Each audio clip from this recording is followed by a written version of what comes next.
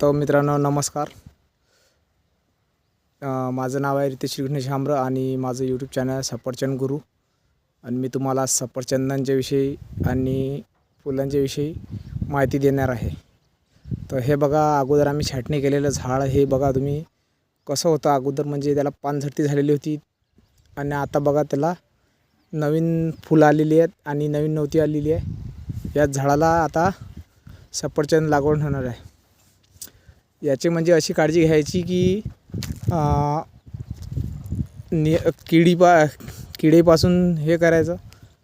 आणि हे फुलं जास्तीत जास्त मित्रांनो 10 ते 15 दिवसच राहतात त्याच्याने. आणि म्हणजे फळ याची हे सुरुवात आहे, फक्त सध्या सुरुवात झालेली आहे हे फूल. आणि हे तर तुम्हाला अजून माहिती देणार आहे मित्रांनो पुढच्या व्हिडिओमध्ये.